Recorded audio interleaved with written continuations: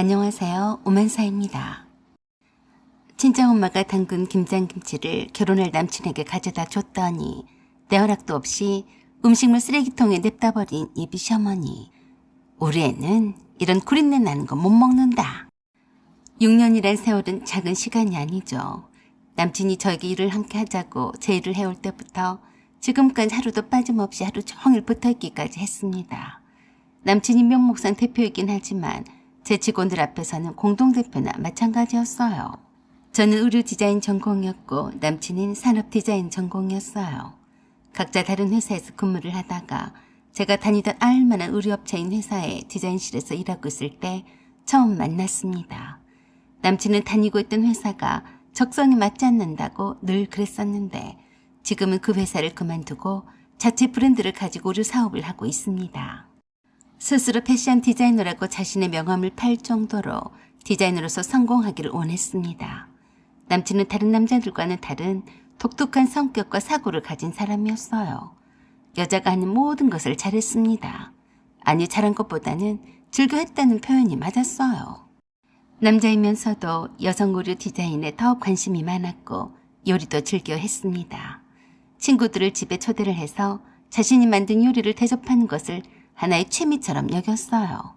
저는 늘 지금까지 남친이 해준 음식을 잘 받아먹기만 했습니다. 게다가 남친은 저와 손발이 서로 아주 잘 맞는 찰떡 같은 동업자이자 동료였고 동반자였습니다. 저는 남친이나 일에 미쳐서 일이 좋아서 행복한 사람이었어요. 뭔가에 몰두한 그것이 성과를 냈을 때의 기쁨이란 어느 무엇과도 바꿀 수 없는 행복 그 자체였습니다. 가끔씩 주변 지인들이 언제 결혼할 거냐며 물어올 때도 남친은 늘 그랬어요. 아이고, 결혼 그런 거 형식일 뿐이야. 아무 때나 하면 되지. 남들 다 한다고 나도 꼭 해야 되나? 사실 남친 아직까지 한 번도 제게 프로포즈란 걸 한 적은 없습니다. 그랬어도 남친이 저를 향한 마음이 변함이 없다는 것은 믿어 의심치 않았습니다. 그렇지만 늘 주변 사람들에게 그랬어요. 난 신이랑 지금이라도 당장에 혼인신고만 하고 정식 부부로 살고 싶어. 하지만 불안해. 이대로가 행복하고 사업도 잘 되어가고 있고 다 만족스러운데 그게 깨질까봐 걱정이 돼. 사실 저도 같은 생각이었어요. 결혼 전이라면 지금처럼 남친과 하나 이렇게 뚜르게만 집중을 할 수가 있는데 결혼을 하게 된다면 저는 남편 집안의 며느리가 되는 것이고 남편은 저희 집안의 사위가 되는 거잖아요. 그게 뭐 어때서 그러냐고 하시는 분들도 계실 겁니다. 남친과 제가 6년을 서로 부대끼면서도 잘 지내온 것은 서로의 관심사도 비슷하고 서로를 이해를 잘 해줬기 때문이었어요. 그런 사람을 만나기란 쉽지 않다고 봅니다. 저희는 철저하게 저희 자신들이 행복하게 사는 삶을 꿈꾸고 있는데요. 저희 시어머니가 되실 분은 저희와 생각이 많이 다르신 분이셨습니다. 예비 시어머니가 특이하신 분이 아니라 오히려 저와 남친이 더 독특해서 그런 거라고 생각합니다. 남친은 결혼을 종용하는 예비 시어머니에게 늘 그랬다고 했습니다. 엄마, 난 결혼을 하더라도 자식은 안 가질 거예요. 저에게는 결혼이라는 의미가 그리 크지 않아요. 그러니까 결혼하라고 말 좀 하지 마세요. 제가 다 큰 어른인데 언제까지 이래라 저래라 잔소리 하실 거예요? 그런 말을 들으신 남친 어머니는 또 얼마나 서운하셨겠어요. 네가 그러니까 속을 안 차렸다는 거야. 네 나이가 지금 몇인 줄이나 알고 그런 말을 하냐? 나이만 먹었지 다 어른인 줄 아냐? 결혼을 해서 자식을 낳아봐야 그때서야 어른이 되는 것이요. 에이구, 도대체 어떤 여자를 만났길래 네가 아직도 이렇게 속알머리가 없냐? 인사를 시켜주라고 해도 못 만나게 하고 뭐 어쩌자는 것이요? 어쨌든 제가 결혼을 하든지 안 하든지 자식은 안 낳을 거니까 결혼하라고 그만 좀 하세요. 뭐시여? 왜 아기를 안 낳아? 너 혹시 그 여자애가 무슨 하자라도 있는 것 아니냐? 하자요? 엄마는 무슨 그런 말씀 그렇게 하세요? 우리 신이가 물건이에요. 우리 신이 그 말 좀 안 하면 안 되냐? 얼마나 모질이 찐빵 같으면 네 누나들한테도 감추고 나한테도 안 보여주고 그래? 내가 보기라도 하면 신이를 잡아먹는다던? 엄마가 그러니까 인사를 안 시키는 거예요. 저번처럼 신이를 보겠다고 회사에 찾아오고 그러시지 마세요. 아직 프로포즈도 안 했다고요. 그러자 어이가 없다시며 남친 어머니가 그러셨대요. 6년을 붙어 다녔으면서 프로포즈는 무슨 얼어 죽을 프로포즈야? 결혼식만 올리면 되는 일을 왜 안 한다는 거야? 남친이 나이 40을 목전에 두고 있게 되자 남친의 누나들과 남친 어머니가 팔을 걷어붙이고 남친을 결혼을 시키려고 작정한 모양이었습니다. 저희 부모님도 결혼을 왜 안 하냐고 성화가 대단하셨어요. 짝꿍이 없는 것도 아닌데 일 때문에 이대로가 좋아서 결혼식을 미룬다고 하니까 모두들 이해를 못하셨습니다. 혹시 다른 이유가 있는 건 아닌지 오해 아닌 오해를 하는 것이 더 두렵더라고요. 그래서 남친과 저는 결혼식을 후딱 해치우기로 했어요. 양가 그렇게 각자가 통보를 하고 아직 인사도 하기 전이었어요. 남친이 회사 직원들의 레크레이션과 여가생활 공간으로 활용을 하기 위해서 강가에 위치한 교회의 한적한 전원주택 주변에 2층짜리 멋있는 건물을 지었습니다. 강을 바라다보는 언덕배기에다 지은 건물이라서 1층은 주차 공간이면서 지층이었고 2층과 3층의 건물을 멋있게 통창으로 해서 남친이 꿈에 그리던 그런 큰 주방을 메인으로 해서 지은 집이었어요. 이미 완공이 되어서 입주를 하게 된 지는 벌써 반년이 다 지나갔지만 그 공간을 저와 남친과 회사 사람들과만 공유를 하고 싶어서 시댁 식구들에게는 아직 알리지 않은 상태였어요. 디자인은 예비 부부의 생활 공간인 만큼 남친의 수집품인 의자와 그림들이 갤러리처럼 멋지게 전시가 되어 있었고 저의 로망인 럭셔리한 욕실과 드레스실이 있었어요. 그곳으로 처음으로 마주할 예비 시어머니와 예비 시누이들을 초대를 했습니다. 예비 시아버지는 거동이 불편하셔서 못 오셨어요. 다리 썽썽한 채가 인사를 드리러 가야죠. 남친이 회사 생활관 겸 힐링 공간 겸 주거 공간으로 저는 주택처럼 멋들어지게 심혈을 기울여서 건물을 쳤다는 소식을 처음 하게 되자 그걸 이제서야 말했다고 시댁 식구들이 다들 서운해했습니다. 그래서 겸사겸사해서 예비 시댁 식구들을 초대를 해서 첫인사를 하기로 했어요. 원래대로 한다면 정식으로 예비 시댁에 가서 인사를 드려야 했지만 순서가 안 맞으면 또 어떤가요? 상황이 그렇게 되었는데요. 초대를 한 입장이 되다 보니 뭘로 대접을 할 것인지 무척 신경이 쓰였어요. 그래서 늘 요리 담당이었던 남친에게 물었어요. 뭘로 대접하는 게 좋을까? 아무래도 한식으로 한상 차림을 하는 게 어때? 이번엔 내가 직접 해볼게. 네가? 아니야. 한식은 반찬 가짓수도 많고 번거롭잖아. 그냥 간단하게 소고기 스테이크를 내가 요리할 테니까 너는 그냥 신부처럼 곱게 치장만 하고 있어. 주인공이잖아. 그래도 그게 아니지. 평소에는 네가 늘 내게 요리만 해줬는데 그걸 좋아하시겠니? 내가 음식을 전혀 못하는 것도 아닌데 내가 뻘쭘하게 네가 해준 요리만 받아 먹어야 되겠니? 이번엔 내가 해야지. 그래도 내가 시어머니가 되실 분과 신우들에게 첫인사를 하는 자리나 마찬가지인데 내가 대접해야지. 제가 고집을 피우자 남친이 함께 하자고 했습니다. 남친이 말한 소고기 스테이크는 너무 썰렁할 것 같아서 친정엄마가 보내주신 김장김치에다 갈치조림 한 상을 차리기로 했어요. 나물과 밑반찬은 정성을 들여서 그 전날 저녁에 미리 만들어서 정갈하게 내어놓기로 했습니다. 예비 시어머니를 처음 뵙는 자리라서 그런지는 몰라도 그 전날부터 긴장이 되어서 일에 손이 잡히지도 않았어요. 드디어 예비 시어머니와 예비 시누이가 도착을 해서 나갔는데 예비 시누이들 식구들이 다 같이 함께 왔더라고요. 예비 조카들과 예비 시누이들 남편들까지 인사를 하느라 정신이 하나도 없었어요. 처음 뵙겠습니다. 최신입니다. 예비 시어머니께 90도 각도로 공손 인사를 드리자 돼서 시누이들이 한마디씩 했어요. 아이고 드디어 얼굴을 보게 되네. 어른이 이 먼 길을 달려와야 되겠어. 젊은 사람이 어른한테 먼저 왔어야지. 뭐가 잘못돼도 한참 잘못됐만. 그러자 다른 시누이가 또 그 말을 받아서 그러더라고요.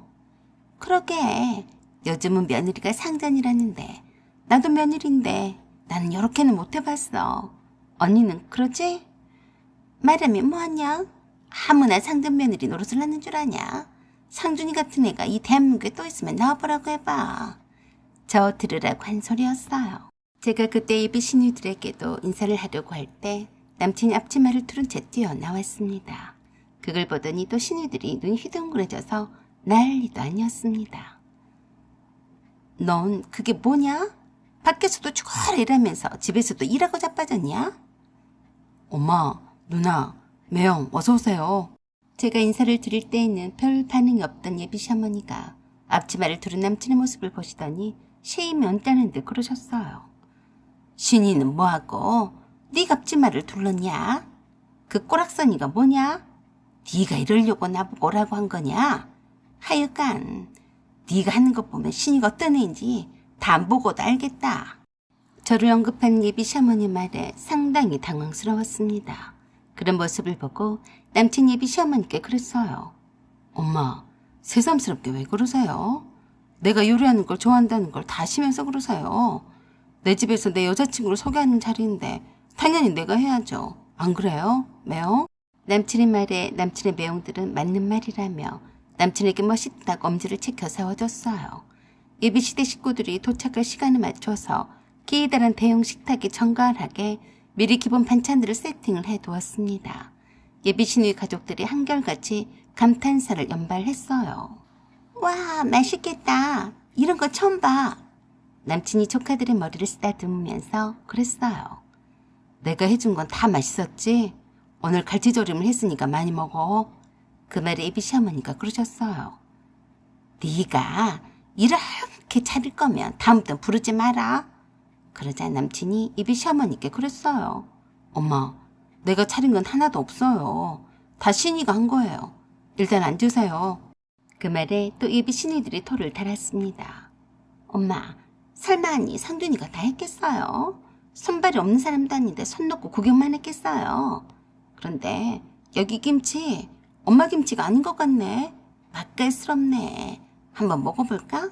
라고 하면서 식탁에 놓여져 있는 김치를 한번 빼어물더니 맛있다고 난리였어요. 맛있다? 이거 어디서 샀어? 라고 하며 저에게 물어왔습니다. 이거 산 게 아니라 저희 엄마가 담근 김장김치예요. 어머, 그래? 어머니가 솜씨가 좋으시네. 갈 때 나 좀 싸주면 안 돼? 네, 넉넉히 싸드릴게요. 엄마가 많이 보내주셨어요. 라고 하자 시어머니가 그러셨습니다. 김장김치가 맛없는 것도 있니? 막 담으면 다 맛있지 뭘 그러냐? 그래도 엄마 맨날 사 먹은 김치만 먹어서 그런가? 직접 담은 김장김치는 달라도 뭔가 다르네. 어디 한번 먹어보자. 얼마나 맛있길래 그래? 라고 하시면서 한 입 드시더니 똥 씹은 표정으로 그러셨습니다. 에이구, 이 구린 맛이 뭐냐? 이거 중국산 김치구만. 너는 이게 뭐가 맛있다고 호들갑이야? 아이고, 이거 치워라. 이런 구린내 나는 거는 우리 애는 못 먹는다. 라고 하시며 친정엄마표 김장김치를 한쪽으로 밀었습니다. 남친도 어이없어 하는 눈치였어요. 그런 남친에게 예비 시어머니가 그러셨어요. 상준아, 내가 갖다 준 김치는 김치냉장고에 잘 있지? 네, 그런데 엄마, 장모님이 정성껏 담가다 주신 김장김치를 그렇게 구린내가 난다고 하시면 어떡해요? 말씀이라도 그렇게 하시면 안 되죠. 참말 말어. 어디서 딱 봐도 중국산 싸구려 김치까지 고랑내가 펄펄 났는데 네 코는 별난가 보다. 내가 담은 김치나 내와. 저도 이쯤에서는 더 이상 참을 수가 없었어요. 어머니, 저희 어머니가 직접 담그신 김장김치예요. 중국산 김치가 아니니까 염려치 마시고 드시면 됩니다. 이 김치가 마음에 안 드시면 드시지 마세요. 그랬더니 대번에 저를 가만히 아래 위로 훑으시면서 그러셨어요. 너는 네 엄마한테 그렇게 배우고 왔냐? 네? 그렇게 배우다니요? 시어머니에 대한 공경심은 찾아볼래야 볼 수가 없구나. 네가 지금 나랑 친구 먹자는 거냐? 나는 네 시어머니가 될 사람이야. 내 입맛에 구리다며 구린 거다. 저것도 김치라고 보냈다던. 그러더니 갑자기 냉장고에 가시더니 냉장고 문을 열어 제치고 김치통 하나를 열어보시더니 아이고 구린내야 라고 과장되게 제스처를 취하시더니 상준이에게 물으셨습니다. 상준아, 이거 신이 어머니가 보내온 김치가 맞지? 라고 하자 남친이 보면 몰라요. 음식물 쓰레기통이 어디 있냐? 라고 물었습니다. 보고 있던 시누이들도 시어머니께 달려들어서 말렸어요. 엄마, 사이들도 보는 앞에서 이 무슨 짓해요? 이거 상준이 장모님이 보내신 김장김치인데 버리기라 하시라고 그래요? 그래, 버리려고 그런다. 내가 너희들 입맛을 이렇게 싸구려로 만들진 않았다. 이런 거는 버려야지. 저는 그저 어이가 없어서 웃음밖에 나오지 않았습니다. 오기를 부를 때 부려야지. 제가 단단히 시어머니께 미움털이 박혔구나 싶었어요. 더 웃긴 거는 상준이가 자기 엄마한테 음식물 쓰레기통을 앞에다 가져다 줬습니다. 엄마, 여기 음식물 쓰레기통 있으니까 구린내 나는 것은 버리세요. 그러자 입이 시어머니가 그러셨어요. 그래, 잘 생각했다. 이건 버려야지. 라고 하시면서 그 김치 통째로 홀라당 버렸어요. 그러자 상준이가 입이 시어머니께 그랬어요. 엄마가 버린 그 김치 말이에요. 그거 장모님이 담근 김치가 아니라 엄마가 주신 엄마 김치예요. 그러자 입이 시누이와 입이 시어머니가 그럴 리가 없다며 팔쩍 뛰었습니다. 그럴 리가 없다. 내가 담근 김치도 못 알아볼 줄 알았냐? 지금 못 알아보셨잖아요. 그저 오기만 그득해가지고 아무것도 분별을 못 하시잖아요. 신이가 그렇게 마음에 안 들어요. 뭐? 이놈의 자식이 엄마를 놀리냐? 아까 이게 네 장모님 김치라고 했잖아. 엄마가 어떻게 나오나 보려고 그랬던 거예요. 누나들도 맛있다고 했고 나도 엄마가 담은 김치보단 훨씬 맛있던데 왜 죄 없는 장모님 김치에다 분풀이를 하세요? 신이가 마음에 안 들면 솔직하게 마음에 안 든다고 하시던가요. 신이 앞에서 제가 굉장히 부끄러워요. 아시겠어요? 뭐시야? 지금 신이 앞에서 네가 할 짓이냐? 제가 그동안에 왜 신이를 엄마한테 인사를 안 시켰겠어요? 어떤 여자가 엄마처럼 경우라고 눈꼽만치도 없는 시어머니 꼴을 보겠냐고요. 저는 엄마보다는 신이가 최우선이에요. 나는 없는 자식이라 셈치고 버리시고 신경 끄고 사세요. 아셨죠? 돌아가세요. 그러자 남친의 누나들이 난리를 쳤습니다. 아무리 그래도 엄마한테 네가 그러면 안 돼. 그래봤자 신이가 더 욕먹어. 여기까지 왔는데 엄마를 내쫓는 게 자식된 도리가 아니다. 그러자 남친 예비 시어머니에게 보란 듯이 냉장고에 있던 시어머니가 만들어준 반찬들을 죄다 음식물 쓰레기통에 버렸습니다. 그리고 조카들에게는 미안하다며 한 명 한 명씩 돌아가며 용돈을 넉넉히 주어주며 그랬어요. 오늘은 그냥 가서 이 돈으로 맛있는 거 사 먹고 다음에 할머니만 빼고 너희들만 오면 맛있는 거 많이 해줄게. 오늘은 할머니랑 가고 다음에 니들만 따라와. 알았지? 예비 시어머니는 남친의 그 충격적인 발언과 행동에 놀라 자빠지는 것 같았습니다. 얼굴이 백지장처럼 하얘졌더라고요. 그런 예비 시어머니를 예비 시누이들이 달래서 모시고 나갔습니다. 엄마, 그러니까 왜 그랬어? 상준이 성격 몰라? 적당히 했어야지. 창피해 죽겠네. 그 뒤로는 예비 시누이든 예비 시어머니든 아무도 제게 끽소리를 하는 사람이 없었어요. 남친과는 결혼식을 2달여를 남겨두고 있고 상견례도 앞두고 있지만 이런저런 공시렁대는 소리는 듣지 못했습니다. 남편은 제게 그랬어요.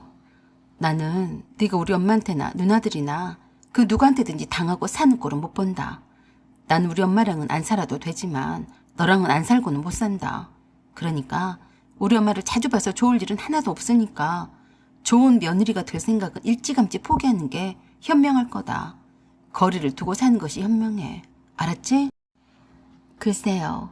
어떤 것이 맞는 것인지는 저도 잘 모르겠습니다. 남친과 저의 둘만을 놓고 볼 때에는 아무런 문제가 없이 이상으로 더 좋은 커플이 아닌데 결혼을 하게 되니까 여러모로 신경이 쓰이는 부분들이 많은 것 같습니다. 나 때문에 남친 어머니와 거리가 더 멀어진다면 분명 예비 시어머니는 며느리가 집안에 잘못 들어와서 모자 사이를 갈라놨다고 떠들고 다닐 게 뻔합니다. 그런 말들을 듣게 되면 저도 기분이 나쁠 테고 고부 갈등 더 심해지겠죠. 결혼식을 2달을 앞두고 있는 상황에서 여러 가지로 고민을 많이 하게 되어서 이렇게 두서없이 글을 써보냅니다. 사연은 여기까지입니다. 감사합니다. 안녕하세요. 오만사입니다. 저는 결혼 10년 차 40대 초반의 여자입니다. 남편과 딸아이와 아들이 있습니다. 제게는 시누이가 2명이 있어요.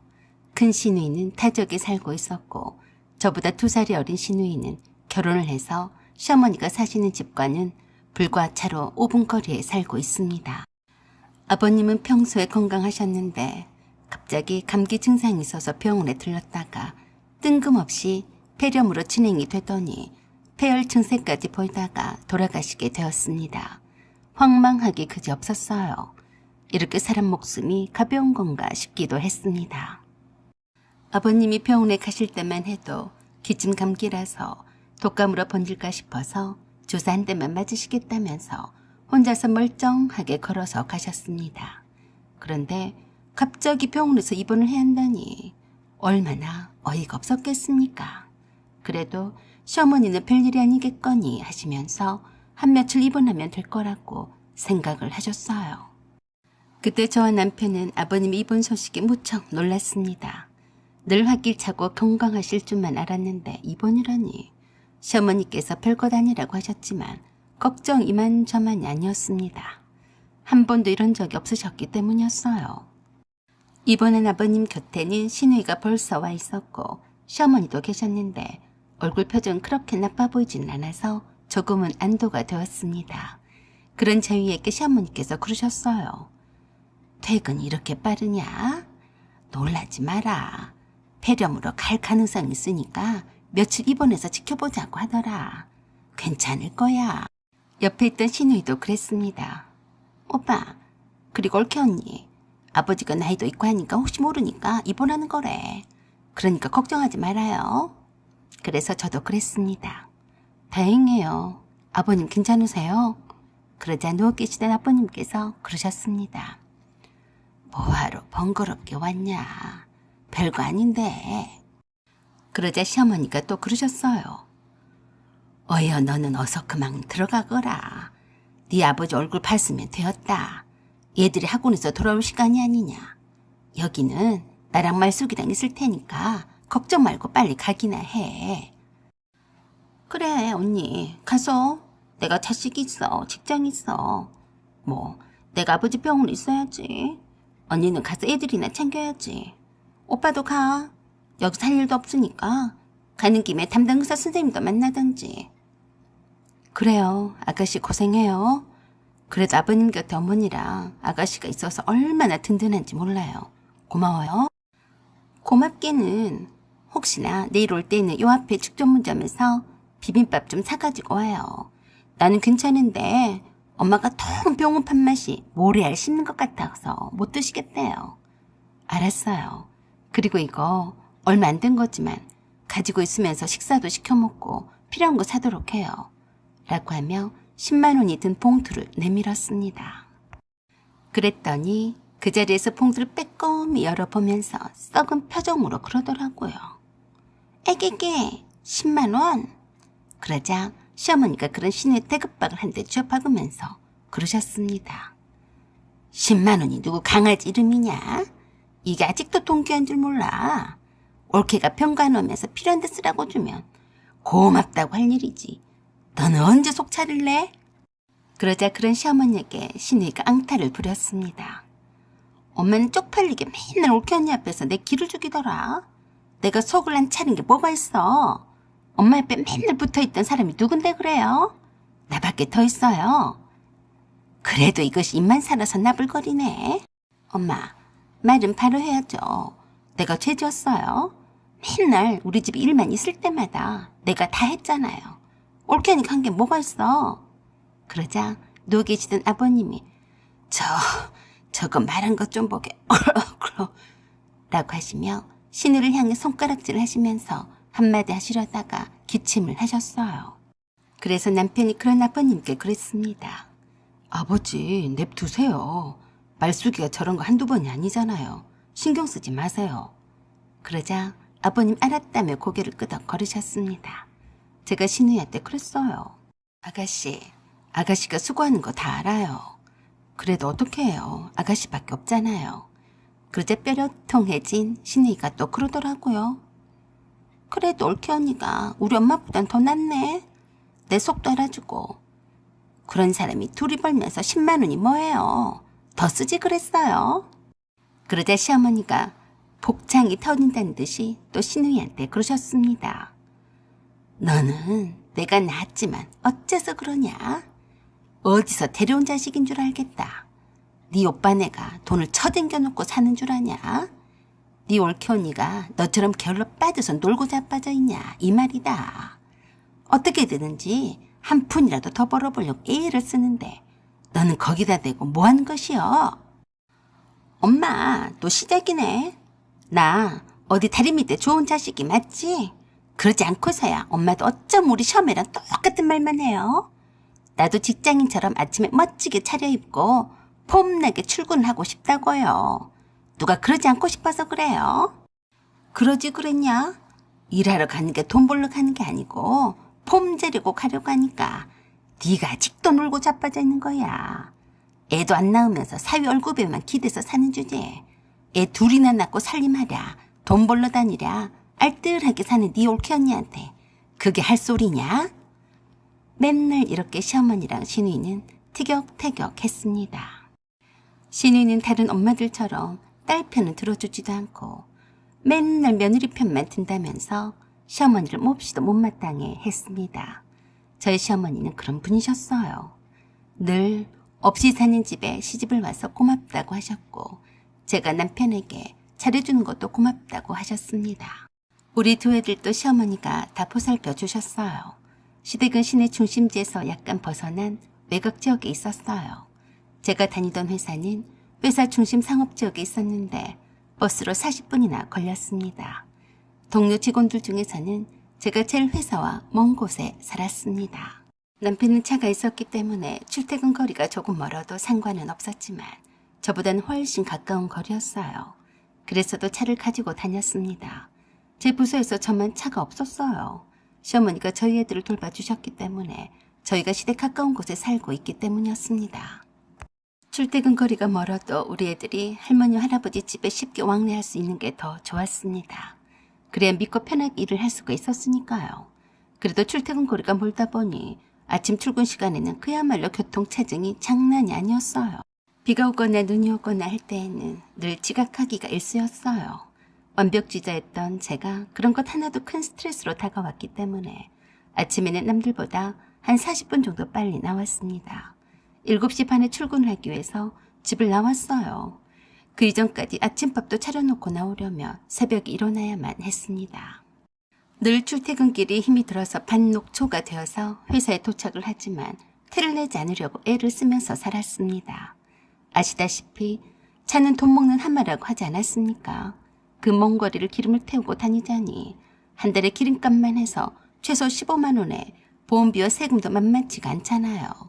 남편과 둘이 기껏해야 월급쟁이 신세인데 아끼지 않고 어떻게 살겠습니까? 제가 신우에게 줬던 10만 원도 제게는 큰 돈이었습니다. 신우는 제 속도 모르고 남편과 제가 둘이서 보니까 얼마나 큰 돈이나 만지는 줄 착각하는 겁니다. 신우는 옷가게에서 보조 점원으로 잠깐 알바를 했던 것을 제외하고는 돈을 스스로 벌어본 적이 없어서 돈의 소중함을 잘 모르는 것 같았습니다. 남편은 차로 출퇴근만 하는 게 아니라 가끔씩 상사분들도 모시고 다닐 때가 많아서 차를 저에게 양보를 할 수가 없다고 했습니다. 그래서 어느 날인가 힘들어하는 제게 남편이 그랬습니다. 안 되겠어. 자기가 너무 힘들어 보여서. 그러지 말고 중고차라도 사서 다니는 게 어때? 중고차? 그래. 라세티가 튼튼하다고 하던데 연식은 좀 있어도 사고도 한 번도 안 나고 겉은 멀쩡하고 가격도 400만 원대야. 그게 마음에 안 들면 새 차라도 큰맘 먹고 뽑던지. 어때? 400만 원? 진짜 그렇게 싸? 혹시 문제가 있는 차가 아냐? 내가 볼 때는 그래 보이진 않는데 새 차처럼 삐까뻔쩍하진 않아도 차차로 운전 연습용이라 생각하고 한 1년이나 2년 정도 몰아보다가 다른 차로 갈아타는 게 좋을 것 같기도 해. 정말이지. 남편의 그 말이 참 고마웠습니다. 남편이 또 그랬어요. 직장에 다니는 여자들 치고 자기 나이에 차도 없이 버스를 타고 다닌 사람은 자기밖에 없을 거야. 돈 아끼려다 골병 들게 생겼어. 그러니까 중고차를 사든 새 차를 뽑든지 하자. 사실 남편의 말이 맞았습니다. 버스를 타면서 보내는 시간이 길어서 무척인 아까웠고 힘들었어요. 그래서 장롱 면허인 제 운전 실력을 감안해서 400만 원대 중고차를 샀습니다. 그것도 큰 맘을 먹고 그런 거였어요. 그때 가부님이 병원에 입원을 하신 지 일주일이 조금 지났을 무렵이었습니다. 퇴근과 동시에 남편과 함께 병원에 아버님을 뵈러 가는 것이 일상이 되었어요. 아버님은 입원 후 며칠 만에 폐렴 진단을 받으셨고 증세는 더 나아지지 않았습니다. 그날도 남편에게 운전 연습을 받기 위해서 저의 중고차로 병원을 가게 되었습니다. 중고차를 받은 후에 급한 대로 집과 회사의 출퇴근 거리만 남편의 도움을 받아 운전 연습을 한 채로 차를 몰았기 때문에 운전 실력이 상당히 서툴렀습니다. 아버님의 상태만 잠깐 확인을 하고 남편을 병실에 두고 시어머니와 시누이와 함께 주변 식당에서 저녁 식사를 대접하기 위해서 병실에서 나왔습니다. 언니, 오빠가 그러던데 언니 차 샀다며? 그래요, 중고차예요. 급한 대로 샀어요. 그러자 시어머니가 그러셨습니다. 잘했다. 그렇지 않아도 내 며느리만 차가 없지 다른 집 며느리든 다 차를 갖고 다니더라. 그러자 또 시누이가 거기다 대고 그러는 겁니다. 뭔 소리예요? 나도 없잖아. 너는 집에서 놀고 자빠졌는데 차가 왜 필요해? 너랑 네 올케언니랑 같냐? 말 같은 소리를 해야지. 엄마, 또 그러기야? 나랑 원수 졌어? 헛소리 하지나 말어. 네 올케언니가 그동안 그 먼 거리를 버스 타고 다녔는데 너 같으면 진작 못 다닌다고 그만뒀을 거다. 엄마는 그게 문제야. 내 친구 수양이 알죠? 그 애는 뭐 직장생활을 하는 줄 알아요. 그런데도 버젓이 벤츠 몰아요. 내가 수양이를 볼 때마다 얼마나 기준인 줄 알기나 해요. 그러자 시어머니가 한마디로 사이다로 날려버렸습니다. 너도 그럼 수양이 같은 서방을 만나지 그랬냐? 엄마, 또 이러게요? 박서방이 어때서 또 그러신 거예요? 그럼 수양이 말을 꺼내지를 말던지. 수양이는 펄사이를 둘씩이나 낳아서 그 선물로 받은 차라고 하지 않았냐? 그런데 박서방은 돈을 많이 못 벌어서 아기를 못 낳는다며. 그런 주제에 차는 무슨 차? 뭐요? 그럼 내가 아기를 낳으면 엄마가 사줄 거야? 그런다고 하면 지금 당장이라도 낳을 수 있어. 어때요? 아이고, 실없는 소리 좀 하지 마라. 내 딸이지만 이렇게 소가지가 하나도 없어서 어쩌냐. 에이구, 내 팔자야. 남편은 저렇게 누워서 나아질 기미가 안 보이는데 저것은 차 타령이 나고 있고. 어메, 머리 아파. 저는 그냥 웃기만 할 뿐이었습니다. 10년 만에 산 중고차가 뭐 어쨌다고 저렇게 심술을 부리는 건지 어쩜 저런 시어머니한테서 저런 딸이 나왔나 싶더라고요. 시어머니와 시누이가 제 차를 구경했습니다. 별로 구경할 것도 말 것도 없었어요. 어머, 새 차 같네. 이거 어디서 샀대요? 오빠가 고른 거라고 했죠? 괜찮네.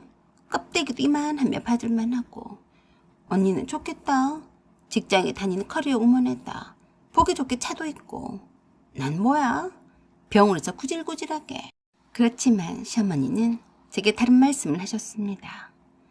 잘 알아보고 산 거 맞지?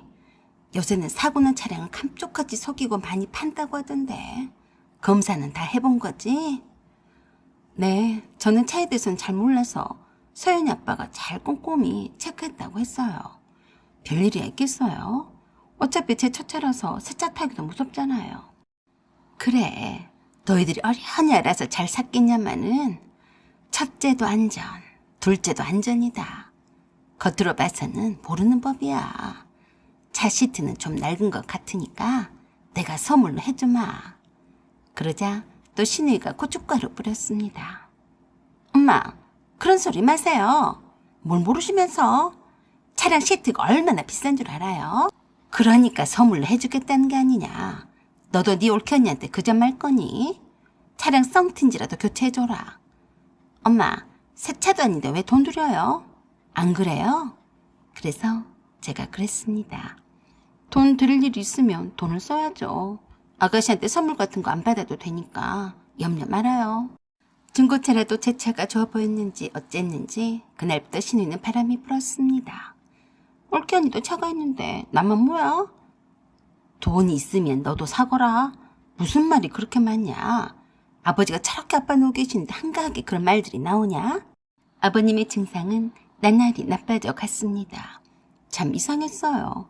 병원에는 두 발로 건강한 모습으로 혼자서 가셨던 분인데 이상하게 입원을 하자마자 더 나빠지기만 했습니다. 마치 병원에서 더 나빠지게 하는 게 아닌가 생각할 정도로 희한했습니다. 어떻게 이럴 수가 있냐며 담당 의사와 얘기를 나눠봤더니 뻔한 소리였어요. 처음에 내원을 하셨을 때에는 이처럼 나빠질 거라고 예상은 하지 못했습니다. 그저 독감 예방과 폐렴으로 가지 않도록 조치를 취한 것뿐인데 의외로 그 약이 나이도 있고 하셔서 그런지 나쁜 반응을 보여서 면역력을 더 약화시켰어요. 그럼 처음부터 연세를 감안해서 그런 독한 약을 쓰지 말았어야죠. 이건 명백히 의료과실이 아닌가요? 처음부터 병원에 오지 않았으면 그런 처치도 받지 않았을 거고 이렇게 나빠지지도 않았을 것 아닙니까? 이건 과잉진료가 아니고 뭐겠습니까? 아닙니다. 저희 병원이 아니어도 어느 병원에 가셨어도 똑같이 처방을 내렸을 겁니다. 과잉진료가 아니에요. 딱 잡아댄 의사 새끼들, 돈밖에 모르는 인간들이었습니다. 입원한다는 말에도 별일 아니겠거니 했었는데 간도 나빠지고 신장도 나빠지고 수치가 다 나쁘다고만 나오니까 기가 막힐 노릇이었습니다. 그래서 병원을 바꾸자니 어떤 병원을 믿고 바꾸겠습니까? 남편의 사촌동생이 그 지역에서 제일 큰 대학병원에서 방사선과에서 일하고 있어서 그쪽으로 옮길까 했더니 그랬습니다. 여기 의사들도 다 돌팔이에요. 제가 잘 압니다. 교수라고 달고 있는 의사들도 다 의사가 아니에요. 서울로 가세요. 의료 지식이 없는 우리 일반인이 뭐 어쩌겠어요. 최선을 다해서 진료를 하겠다는 말만 믿고 아버님을 맡겼더니 2달 만에 폐혈 증세가 보이더니 곧바로 중환자실에서 또 한 달을 버티시다가 돌아가셨습니다. 참 어이가 없더라고요. 병원 측에서는 모든 진료를 원칙대로 시행만 했을 뿐 잘못이 없다고 했습니다. 어느 책에서 읽은 기억이 났습니다. 현직 의사가 쓴 책이었는데 의사는 절대로 아프면 병원에 가지 않는다고 했습니다. 사람 목숨을 가지고 장난을 치는 의사들이 있다고 하더군요. 약을 처방을 하고 진료를 할 때에는 그 사람이 견딜 수 있는 약인지 아닌지 자세히 상태를 체크한 후에 진료를 해야 하지 않을까요? 그래서 전문 의료 지식이 있는 의사에게 의료 면허를 주는 것이 아니겠습니까? 아무튼 그렇게 자상하시던 아버님이 갑자기 돌아가시게 되자 모든 식구들이 충격에 휩싸였어요. 시어머니는 얼마나 충격이 더 크셨겠어요. 정신이 나간 사람처럼 아무것도 하지 않으셨습니다. 그런 시어머니 곁에 시누이가 있어서 참 다행이었습니다. 정신없이 아버님의 장례식을 치른 후에 시어머니를 혼자 두시게 할 수 없어서 저와 남편이 시어머니를 저희 집에 오시게 했습니다. 시누이도 시어머니가 걱정이 되어서 자주 저희 집에 찾아왔어요. 그 와중에도 시누이가 제게 그랬습니다. 언니, 내가 뭔데야? 그게 무슨 말이에요? 나처럼 백자도 사납게 친정일에 신경을 쓴 사람도 없을 거예요. 당연히 친정일에 신경을 쓰고 사는 거지. 친정일에 신경도 안 쓰는 못돼 처먹은 인간도 있어요. 그러는 언니는 한 번도 친정에 불려간 적은 없었잖아요. 아가씨가 얼마나 친정일에 불려다녔다고 그래요. 아버님이 병원에 계실 때에는 그냥 아가씨가 할 일이 없으니까 어머니 곁에 계속 있어준 거고 또 뭐 그것 말고 뭐가 있어요? 언니는 말을 꼭 그렇게 모양빠지게 할 거예요. 지금 이 상황에서 아가씨가 그런 말을 하니까 그런 거죠. 지금은 어머니한테 신경을 좀 써야 해요. 식사도 잘 안 하시려고 하고 아가씨가 옆에서 어머니를 산책도 시켜드리고 밖에 나가서 맛있는 것도 사드리고 그러세요. 그 말에 갑자기 제 앞에 당겨 앉더니 그랬어요. 그러니까 하는 말인데요. 엄마가 아빠가 돌아가신 충격으로 뭐가 잘못되다 한참이나 잘못된 것 같아요. 그래서 내일 병원에라도 가야 하는데 내가 차가 없잖아요. 맨날 택시 타고 어떻게 다녀요? 왜 못 다녀요? 택시 타고 다녀요. 그러자 갑자기 냉담한 어조로 그러더라고요. 난 그렇게는 못해요. 내가 거지예요. 남들도 다 타고 다니는 차도 없이 힘들게 택시를 불러서 타다니. 난 그렇게는 못하겠다고요. 남이사 하든지 말든지 알아서 해요. 그랬더니 무슨 대단한 결심이라도 한 듯이 그랬습니다. 언니도 참 웃기네요. 언니도 차가 있으면서 왜 내가 있으면 안 돼요? 아무튼 내가 엄마를 모시고 병원에 다니려면 차가 있어야 하니까 그런 줄 알아요. 내가 올케 언니한테 많이는 바라지 않을 거예요. 계약금으로 1,000만 원만 줘요. 1,000만 원? 웃긴 짬뽕 같은 소리하고 자빠졌네. 너 같으면 생돈 1,000만 원을 네 시누이 차 사라고 주겠냐? 면상을 보아니 이미 어떤 차를 살지 다 염두에 뒀더라고요. 1,000만 원을 달라니 나는 중고차 400만 원짜리도 고심고심해서 장만을 했는데 코미디 찍냐? 그저 웃기만 하고 무시해버렸어요. 그랬더니 그러더라고요. 우리 엄마 저 모양으로 정신이 반쯤 나가셨는데 병원에는 남 말고 누가 모시고 가요? 언니나 오빠도 양심이 있으면 내게 차값을 보태야 하는 거 아니에요? 1,000만 원짜리 중고차라도 받은 게 있어요. 그러자 팔짝 뛰면서 그랬습니다. 무슨 소리예요? 내가 왜 중고차를 타요? 뭐요? 내 친구들도 다 싼 것을 타더라도 벤츠급 이상을 타는데 내가 미쳤어요. 저는 기가 막혀서 그랬습니다. 아가씨가 무슨 차를 사건 말건 간에 내가 상관할 바는 아니죠. 알아서 해요. 하지만 1,000만 원은 없으니까 못 주니까 돈 있으면 사든지 말든지 그건 아가씨 맘이죠. 그랬더니 여시같이 눈을 가늘게 뜨면서 내게 조용히 다가와서 눈깔 들이밀고 말했습니다. 그럼 언니, 내가 벤츠 사도 되는 거죠? 아가씨가 돈 있으면 사면 되지. 왜 내 눈치를 봐요? 그럼 오빠 좀 설득해줘요. 아빠 사망보험금 1억이나 나왔는데 그 돈으로 내 차 사줘요. 기가 막혔습니다. 아버님이 돌아가신 지 얼마나 되었다고 장례식을 치르자마자 아직 만져보지도 못한 아버님의 보험금으로 벤츠를 사달라고 하다니 정말 보통 내기가 아니었어요. 그래서 제가 그랬습니다. 아가씨, 아버님이 돌아가신 와중에도 글쎄 아버님 보험금으로 뭘 할지 궁리했어요. 언니, 언니도 차가 있는데 나도 당연히 있어야죠. 내가 엄마를 모시고 병원에도 다닐 텐데. 그리고 제가 아버지 병간호도 혼자서 다 했어요. 당연히 제 차가 있어야죠. 그러자 갑자기 시어머니가 안방문을 팍 차고 나오셨습니다. 네가 병간호를 하긴 뭘 다 해? 아버님이 돌아가신 이후로 장례식 때도 내내 실어증에 걸린 사람처럼 말이 없으셨는데 갑자기 쩌렁쩌렁 모소리로 그러셨어요. 나 죽으면 죽었지. 다시는 병원엔 안 간다. 네 아버지가 병원만 안 갔어도 아직 살아있을 양반이다. 내가 그때 못 가게 한 것을 땅을 치고 후회하는데 내가 미쳤다고 또 병원을 가겠냐? 그러자 신우이가 화들짝 놀라며 시어머니께 그랬습니다. 어머, 엄마, 이제 말을 하네. 그래도 병원에 가야죠. 엄마가 지금 제정신이 아니에요. 저만 믿어요. 제가 모시고 다닐 테니까 차만 사면 바로 모시고 다닐게요. 그러자 시어머니가 그런 신우이를 노려보며 소리를 고래고래 지르셨습니다. 네가 그러고도 내 딸이냐? 아버지가 억울하게 저 세상에 갔는데 너는 그 와중에 네 아버지 목숨값을 두고 조와 날뛰었어. 네가 나도 저 세상으로 보내고 싶은 모양이구나. 이러니까 내가 너를 못 믿지. 당장에 꺼져라. 엄마, 왜 딸도 못 알아보고 그래요? 혹시 정신이 깜빡깜빡한 건 아니에요? 큰일 났네. 그 말에 더 열받은 시어머니가 그러셨어요. 그 보험금 수익자는 바로 나다. 어이 애미야. 네 어머니. 네 차 그거 팔아버리고 내가 벤츠로 새 차로 사주마. 알겠냐? 네? 안 그러셔도 돼요. 신우는 시어머니 폭탄 같은 말에 노발대발하며 팔딱팔딱 뛰어다녔습니다. 엄마가 나한테 어떻게 그럴 수 있어? 정신이 나갔네 나갔어. 엄마가 머리가 통거야.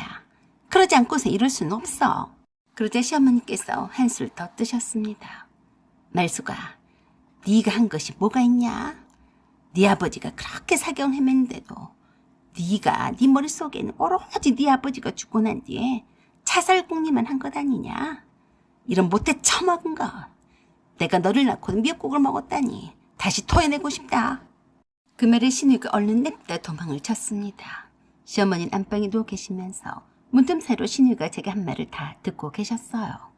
그냥 화가 나서 하신 말씀이신 줄 알았는데 진짜로 제게 벤츠를 사주셨습니다. 그 뒤로 신우이는 시어머니의 잡혀서 함부로 까불지 못했어요.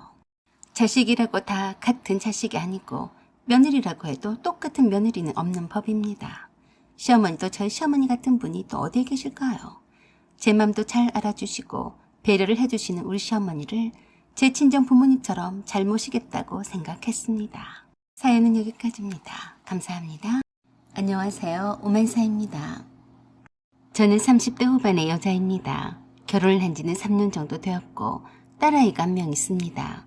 남편과는 직장 내에서 만나서 비밀 연애를 하다가 결혼을 하게 되었는데 결혼 이후에는 제가 직장을 그만두고 다른 곳으로 이직을 하게 되었습니다. 저는 사실 법무사입니다. 남편도 법무사인데요. 같은 법무법인에서 부부로 있기가 껄끄러워서 제가 따로 나와서 법무사 사무실을 차리게 되었습니다. 우리 시어머니는 아들과 며느리가 둘 다 법무사라며 주위에 자랑을 많이 하고 다니셨어요.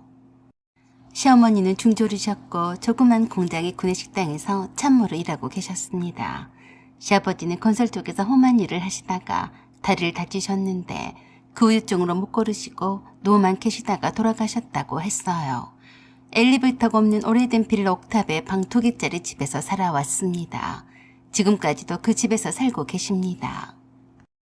남편에게는 여동생이 한 명 있었는데 23살 어린 나이에 혼인신고만 한 채 결혼식도 못하고 살고 있었어요. 아마도 경제적인 어려움 때문인 것 같았는데 그래도 나름 아이도 셋이나 낳고 잘 살고 있는 듯 했습니다. 사실 남편과 결혼하기 전에 저희 친정 부모님이 시댁이 어려운 형편 때문에 걱정을 많이 하시기도 했습니다. 네가 뭐가 부족해서 그러니? 다른 사람들 만나면 안 되겠냐? 없는 집에 시집을 가면 고생팔자가 확 열리는 법이야. 네 능력에 네 미모에 더 좋은 조건의 남자를 만날 수가 있는데 뭐하러 그래? 그런데 저는 이미 남편이 정이 들 대로 들어버린 상태라서 친정 부모님의 말이 귀에 들어오지도 않았습니다. 엄마, 우리 둘 다 법무사인데 시댁 형편이 어렵게 사는 게 무슨 대수예요? 걱정 말아요. 잘 살 테니까. 시어머니도 저를 며느리로서 자랑스러워 하셨습니다. 처음 인사를 드리러 갔을 때 시어머니께서 제게 그러셨어요.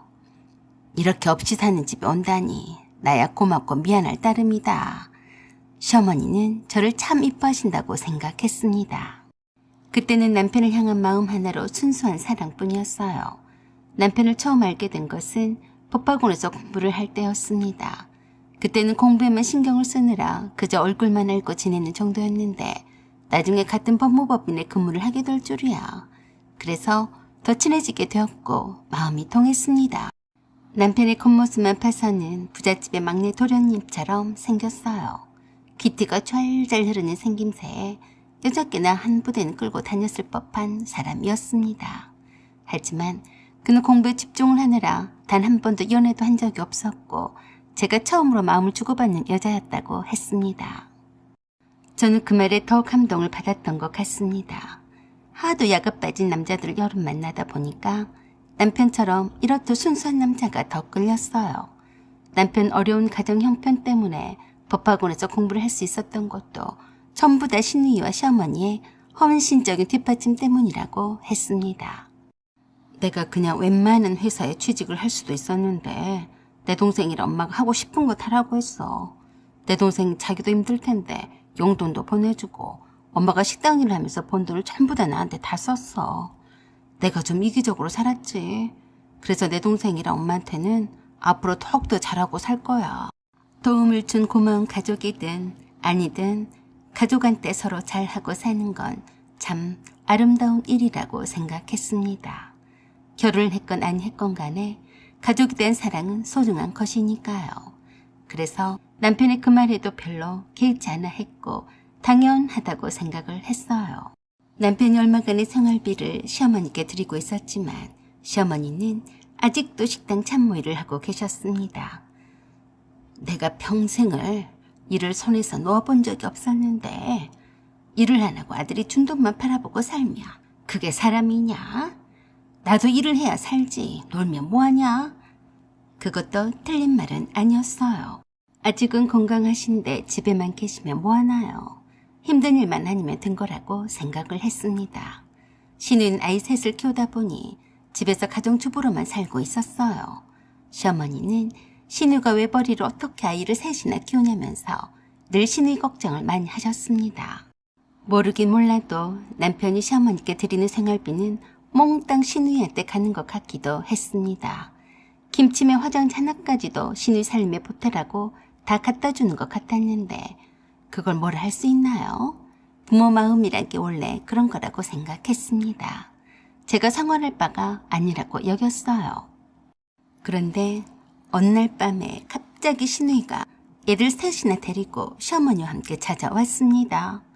퇴근해서 집에 와 있는데 시어머니가 미리 전화를 주셨어요.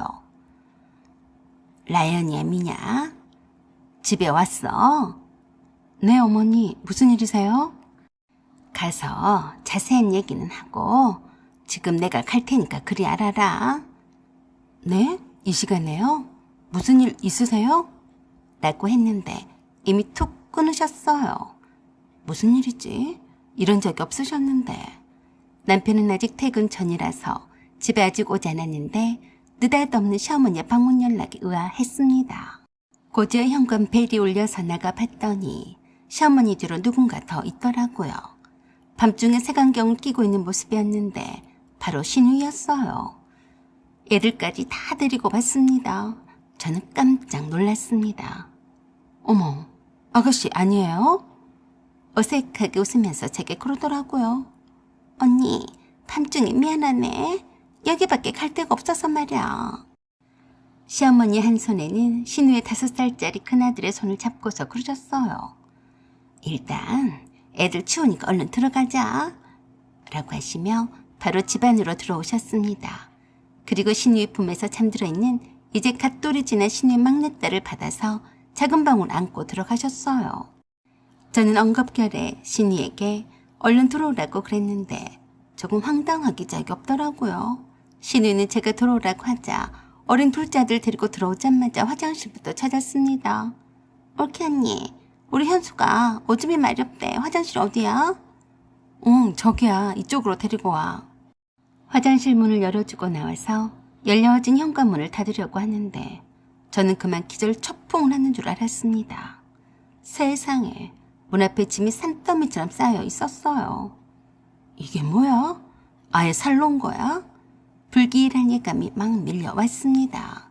시어머니는 잠든 어린 신우의 막내딸이 예민하다며 다시 제 안방 침대에다 눕혔어요. 시어머니가 잠든 애를 제 안방 침대에다 다시 눕히고 나오시길래 여쭸어요. 어머니, 밖에 짐은 뭐예요? 보면 모르냐? 여태 안으로 안 나르고 뭐했냐? 네? 아가씨 짐이에요? 무슨 짐이 저렇게 많아요? 이사한 줄 알겠네요. 아니, 그럼 애가 셋인데 안 그러겠냐? 얼른 날르라니까 뭐해? 네. 오늘따라 시어머니가 신경이 날카로우신 게 다른 때와는 달라 보였습니다. 신우도 화장실에서 아들 오줌을 누이고 나와서 짐을 저희 집 안으로 들여다 놨어요. 제가 그런 신우에게 물었어요. 아가씨, 무슨 일 있었어요? 안경 좀 벗어봐요. 밤중에 무슨 안경을 그렇게 진한 색깔로 썼어요? 그러자 시어머니가 제게 냅다 그러신 겁니다. 그러던지 말던지 냅둬라. 쓸만하니까 썼겠지. 너는 무슨 말이 그렇게 남았냐? 또 한 번 제게 짜증스럽게 말씀을 하셔서 저도 여간 기분이 언짢은 게 아니었어요. 어머니, 그래도 제게 화내실 일은 아니죠. 도대체 무슨 일이길래 그래요? 신우는 저에게서 고개를 돌리고 앉아서 아무런 대꾸도 하지 않아서 더 답답했습니다. 시어머니가 제 손을 잡고 거실 소파에 앉으시더니 그러셨어요. 진숙이가 박서방이랑 싸웠단다. 저 조망만한 얼굴에 때릴 데가 어디 있다고 주먹질을 했어. 그런 놈하고 살겠냐? 그래서 내가 이리로 애들 데리고 오라고 했다. 네? 싸웠는데 애들 데리고 이리로 오면 어떡해요? 그러자 시어머니가 신우의 안경을 벗기더니 신우의 눈탱이가 밤탱이 같은 모습을 가리키며 제게 그러셨어요. 이것 좀 봐라. 허구한 날 싸움만 났다 하면 애들 앞이고 뒤건 간에 분간을 안고 이렇게 주먹질인데 어떻게 살겠냐? 그래서 내가 애들 데리고 이리로 오라고 한 거야. 그래도 그렇지. 차라리 어머니 집으로 가지. 왜 여기로 오셨어요? 그러자 신우와 시어머니가 둘이 함께 얼척이 없다는 표정으로 웃더니 제게 그랬습니다. 그래서 불만이라 이거냐? 불쌍한 네 신우를 보고도 그런 소리가 나와. 애들이 셋인데 그 추운 옥탑방집에서 어찌 지낸단 말이냐? 우풍이 심해서 나도 잘 씻지도 못해. 별스럽네. 눈치 주지 마라. 저를 아주 천하의 나쁜 년 취급을 하셨습니다.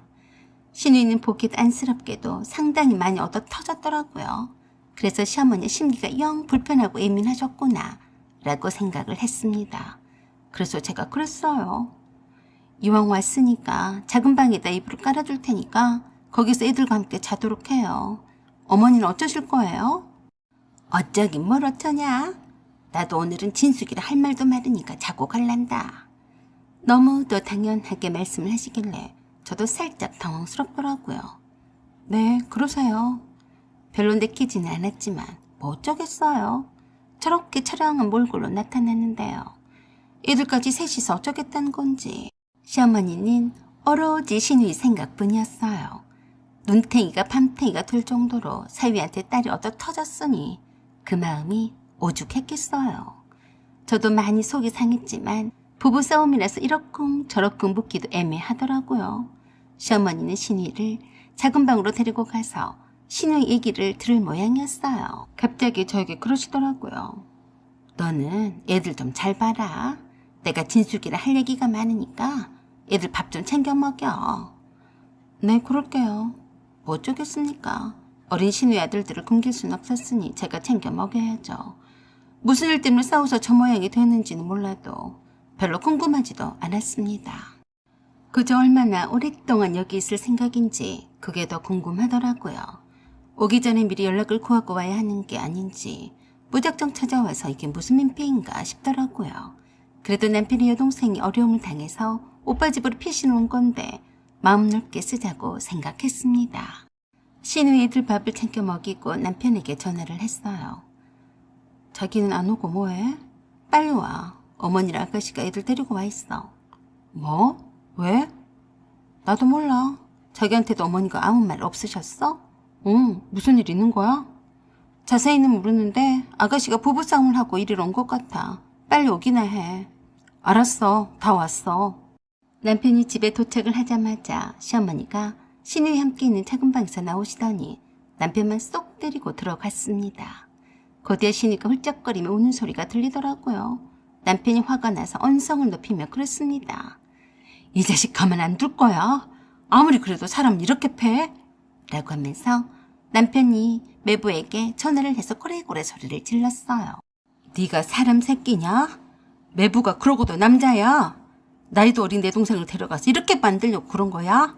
너 나한테 눈에 보이면 뒤질 줄 알아. 알았어? 라며 한참을 떠들더니 갑자기 조용해졌습니다. 희한하네. 왜 저래? 잡아 죽일 듯이 소리를 지른 때는 언제고 왜 저러는 거야? 남편은 자기 매부와 한참 동안이나 통화를 하는가 싶더니 작은 방에서 나와서 베란다로 나가서 심호흡을 크게 했습니다. 아무래도 스트레스를 크게 받은 모양이에요. 저는 궁금한 나머지 베란다로 따라가서 물었습니다. 도대체 무슨 일이야? 그러자 남편이 또 한 번 한숨을 크게 쉬더니 제게 그랬어요. 너는 모르는 게 더 낫겠다. 스트레스 받으니까. 그게 무슨 말이야? 나도 알아야지. 말해봐. 아니, 그냥 하기 싫어. 들어가 있어. 추우니까 감기 들겠다. 담배 끊었는데 담배 생각이 나서 죽겠네. 왜 아가씨 얼굴을 저 모양으로 만든 거래? 얻어 터지고 엄마한테 전화한 모양이야. 그러니까 당장에 짐 싸서 오라고 한 거지. 아니, 그럼 어머니 집도 있는데 왜 여기로 온 거야? 저 모양으로 온 사람을 다시 나가라고 할 수도 없고 저렇게 짐 싸서 온 걸 보면 하루 이틀 있을 것 같지가 않던데. 그랬더니 남편이 제게 그랬습니다. 지금은 진숙이 상황이 안 좋으니까 네가 조금만 참아. 내가 오빠니까 친정이랍시고 찾아온 거잖아. 우리가 조금만 이해하자. 알았어. 그런데 무슨 일 때문에 싸운 건지 말 안 해줄 거야? 좋은 얘기도 아닌데 너까지 알게 하고 싶지가 않아서 그래. 엄마한테나 진숙이한테도 먼저 말해주기 전에 묻지도 마. 지금 엄마도 그렇고 진숙이도 참 힘들어해. 그래서 더 이상 묻지 않기로 했습니다. 어려운 처지에 놓여있는 신우이를 내칠 수도 없는 노릇이고 거기다 대고 꼬치꼬치 묻기도 거시기 하기도 했습니다. 하지만 순식간에 제 딸의 방인 작은 방을 차지하고 있는 신우이네 가족들과 시어머니 때문에 정신이 하나도 없었어요. 시어머니는 신우이 애들을 돌봐주신다면서 다니던 식당도 잠시 그만두시고 저희 집에서 그냥 사셨습니다. 부부싸움이니까 한 며칠 있다가 가겠거니 했는데 갈 생각을 도통 하지 않았습니다. 퇴근해서 집에 오면 자기네들끼리 밥 해먹고 설거지통에 설거지가 산을 이루게 했어요. 그뿐만이 아니었어요. 신우이네 아들들이 어찌나 나대던지 혼을 쏙 빼는 것 같았습니다. 시어머니는 신우이가 불쌍하다며 신우이에게 손 하나 까딱도 못하게 하시더라고요. 조금 뿔따구가 나기도 했고 스팀을 받는 듯해서 제가 신우이에게 그랬어요. 아가씨, 설거지는 해놨어야지. 이게 뭐야. 밥을 먹었으면 설거지는 기본이 아니에요? 설마 나보고 하라고 그런 건 아니죠? 언니, 그냥 냅둬요. 내가 할 테니까요. 라고 하면서 하지 않았어요. 저녁 식사를 하고 난 뒤에 며느리밥을 따로 차려준 적이 없었습니다. 자기네들 밥 먹고 난 뒤에 그대로 상도 안 치우고 놔두더라고요. 그래서 제가 또 한 소리를 안 할 수가 없었어요. 아가씨, 밥을 먹었으면 상도 치워야죠. 이건 왜 그냥 둔 거예요? 지금 바로 치워요. 어머니랑 집에 있으면서 이것도 안 하고 뭐 했어요? 라고 하자 갑자기 서럽게 울면서 생쇼를 했습니다. 언니, 지금 나한테 눈치를 주는 거예요? 언니가 올 때가 되어서 밥 먹으라고 안 치운 거예요. 언니가 밥 먹고 치우면 될 것을 왜 잔소리 폭탄이에요? 그러자 시어머니가 그새 신우이가 하는 말을 들었는지 제게 달려와서 그러셨습니다. 너 뭐하는 물건이냐? 네가 지금 진숙이를 구박하는 거냐?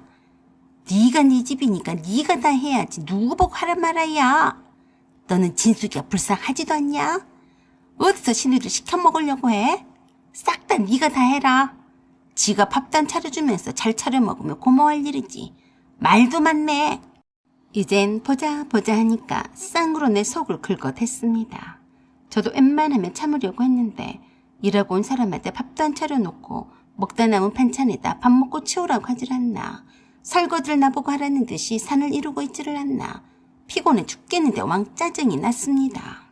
어머니, 아가씨가 불쌍하긴 뭐가 불쌍하다고 그러세요? 부부싸움을 하다가 어디다 터진 게 불쌍해요? 최소한 옳기는 집에 와 있으면 기본적인 것들은 해야 A잖아요. 어머니는 일도 안 나가시면서 뭐 하시느라 제 저녁밥상도 안 차려주시는 거예요? 제가 어머니랑 아가씨가 먹다 남은 반찬에다 더러운 식탁에서 밥을 먹어야겠어요? 제가 거지예요? 그러자 시어머니가 둔내 쌍심지를 켜고 제게 달려들었습니다. 뭐시여? 네가 지금 불난 집에 부채질하는 거냐? 진숙이가 저렇게 눈탱이가 밤탱이가 되어서 오니까 우습게 보여? 네가 사람 같으면 그러면 못 쓴다. 네 집에 왔으니까 네가 밥도 차려주고 출근도 하고 일찍 와서 저녁밥도 해줘야지. 안 그러냐? 참 기가 막혀서 웃긴 짬뽕 같은 소리를 하고 자빠져 있는 시어머니가 어거지 소리를 해대시는데 어이가 없었어요. 그래도 뿔난 김에 저도 참지 않고 할 말은 해야 했습니다. 어머니, 제가 아가씨 눈탱이를 밤탱이로 만들었어요. 왜 저한테 그러세요? 너 말 다 했냐? 그렇지 않아도 내가 친숙이 때문에 속상해 죽겠는데 너까지 거기다 기름칠하냐? 어? 어머니가 속상한 것은 속상한 것이고 저는 안 보여요? 제가 무슨 죄예요? 갑작스럽게 찾아와서 받아줬더니 밥 안 차려준다고 하질 않나. 일하고 온 사람한테 설거지거리를 남겨놓질 않나. 정말 이러실 거예요? 오메, 이거 말하는 것 좀 보소. 완전 상전일세. 네가 이럴 줄은 몰랐다. 잔소리 따발총을 시작하시길래 제가 신우이를 잡았어요. 아가씨, 욕조 애들 기저귀랑 옷들을 담가놨던데 빨리 치우던지 빨던지 해. 뭐하고 있어? 빨리 가서 안 치워? 남의 집에 왔으면 최소한 그런 눈치는 보고 있어야 하는 거 아니야? 저도 모르게 폭발해버렸습니다. 제가 한 며칠 정도는 그냥 봐 넘어갈 수도 있었는데요. 그 이상은 저에게도 인내심의 한계가 왔습니다. 일단 시대 식구들이 내 공간에 와서 진을 치고 있는 자체가 하나부터 열까지 스트레스일 뿐이었습니다.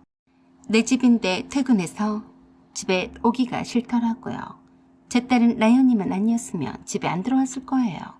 라연이는 친정 부모님이 일주일 동안 돌봐주시다가 주말에만 제가 데리러 가곤 했는데 시어머니가 제 집에 계시면서 라연이를 친정 부모님께 보내지 말라고 하셨거든요.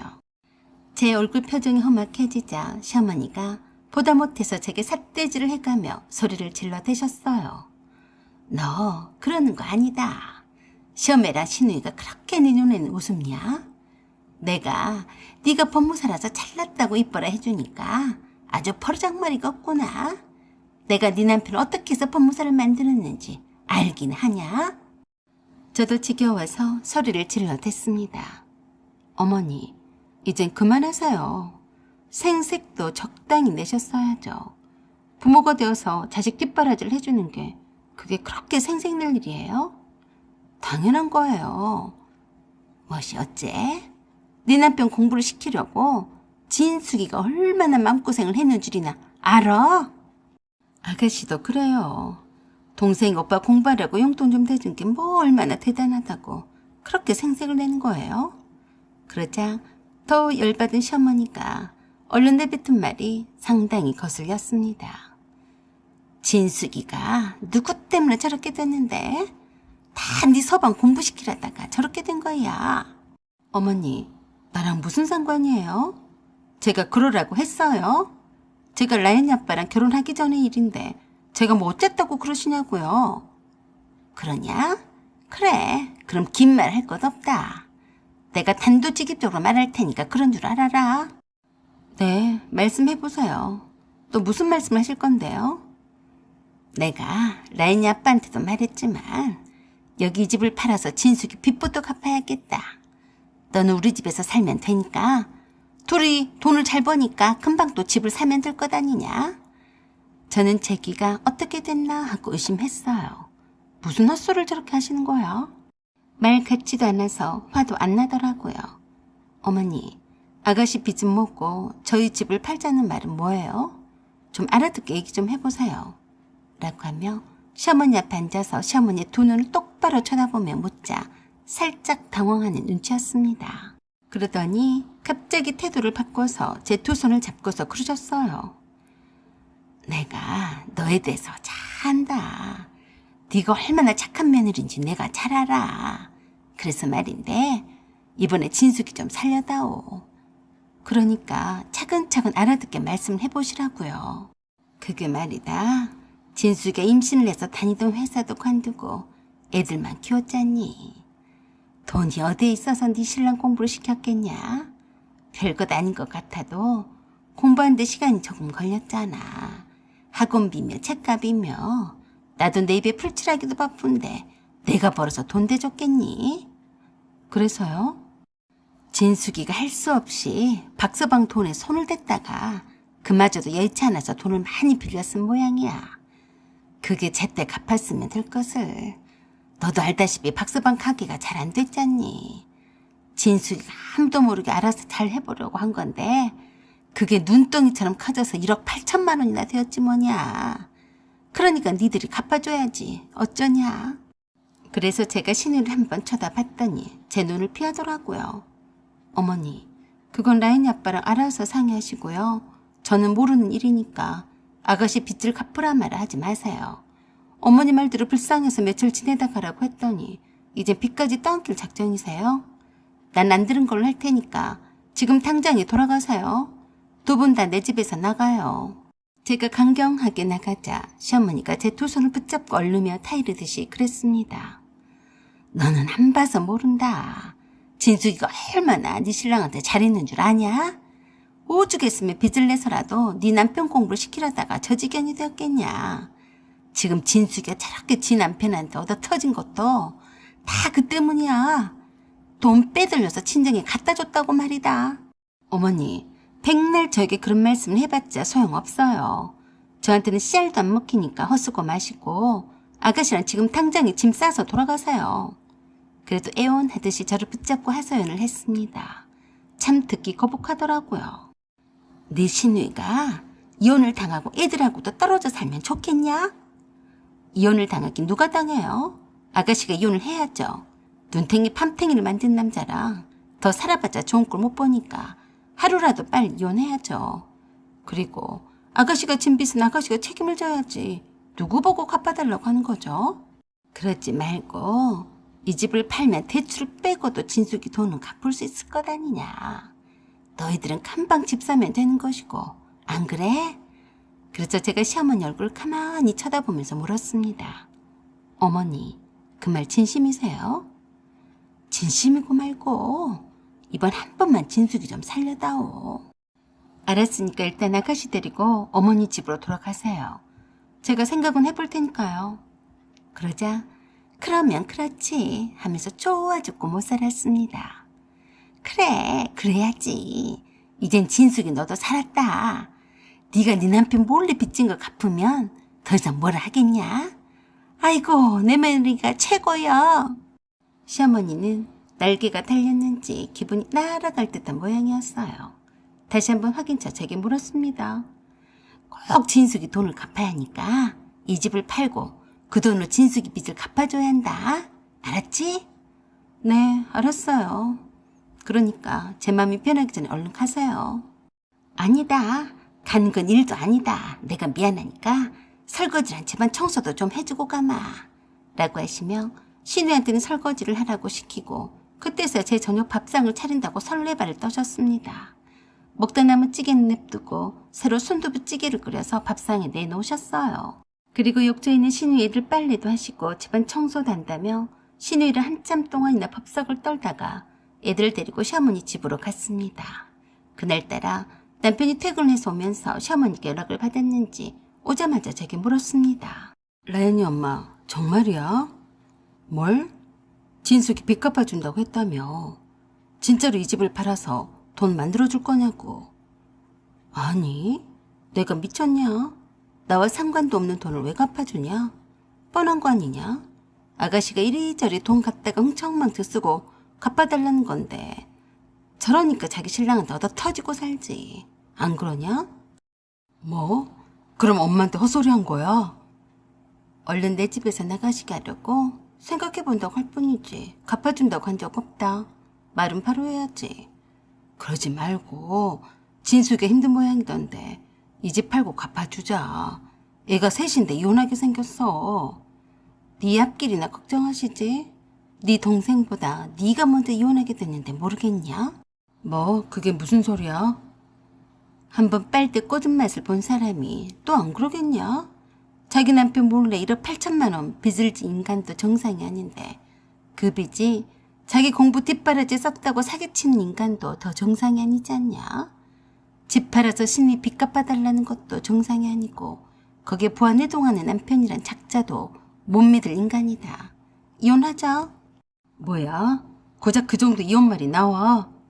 고작 그 정도라고 했냐? 넌 그게 문제야. 네가 원하는 대로 이 집을 팔 테니까 너한테 남은 돈 있으면 네 동생한테 빚 갚아주던지 알아서 해라. 이혼만은 절대로 안 된다고 했지만 전 이혼을 강행했습니다. 남편이 안 된다고 사정을 했지만 이미 이혼을 결심한 이상 멈추지는 않았어요. 드디어 시어머니 귀에도 그 소식을 전해 들었는지 제게 전화를 해서 난리를 쳐댔습니다. 네가 제정신으로 진숙이 빚을 갚아준다고 한 줄 알았더니 뭐 이혼? 그게 말이 되냐? 어머니가 원하는 대로 집 팔았으니까 라인이 아빠한테 아가씨 빚 갚아달라고 하세요. 돈 있을라나 모르겠지만요. 그동안 남편 몰래 남편이 들었던 적금을 깨서 투자해온 것이 있었는데 그게 꽤 큰 금액으로 불었어요. 미리 이혼 서류 도장을 찍기 전에 빼돌렸습니다. 저도 신우한테 배운 게 있어서요. 살던 집을 팔아버리고 각자 살기로 했습니다. 그랬더니 이혼을 해주더라고요. 사연은 여기까지입니다. 구독과 좋아요 부탁드려요. 감사합니다. 안녕하세요. 오만사입니다. 얼마 전에 남편이 회사에서 승진을 했습니다. 일개 밑바닥 사원에서 본부장급으로 초고속 승진을 했어요. 아마도 눈치를 채셨겠지만 특별한 경우가 아니고서야 그렇게 빨리 승진을 한다는 것은 말도 안 되는 일이었습니다. 낙하산이 아니면 안 되는 일이었죠. 남편은 회사 오너의 오른팔 격인 이사님의 아들이라 가능했습니다. 갑자기 작은 지역의 본부장급으로 승진을 하다 보니까 수행비서로 남편 차를 운전해주는 기사님을 제공을 받게 되었습니다. 회사 정규직이 아니다 보니 남편이 직접 뽑았지만 급여는 회사에서 지급했습니다. 저는 자차가 있어서 직접 운전을 하고 다녔지만 어쩌다가 한 번씩 장에 가서 물건을 많이 사다 보면 남편 운전기사님에게 연락을 해서 도움을 요청을 하곤 했습니다. 그 운전기사가 갑자기 집안에 사정이 생겨서 더 이상 일을 못하겠다며 대신에 다른 사람을 추천해 주었어요. 남편이 바쁜 관계로 제가 대신에 추천받은 그 기사님을 면접을 보게 되었습니다. 그의 첫인상은 아주 어린 청년이란 것과 눈빛이 초롱초롱한 것이 남의 차를 대신 몰아주는 사람과는 어울리지 않을 만큼 눈빛이 살아있었어요. 뭐 직업에 귀천이 없으니까 알바로 생각을 하고 대충 돈이 모아지면 그만둘 생각인가 싶어서 실망스러웠습니다. 운전기사님이 자주 바뀌어서 좋을 게 없지 않겠습니까? 아무래도 사생활과 가장 밀접한 직원인데 저와 남편과도 코드가 잘 맞아야 하고 매일 마주치는 얼굴이라서 여간 신경이 쓰이는 게 아니었으니까요.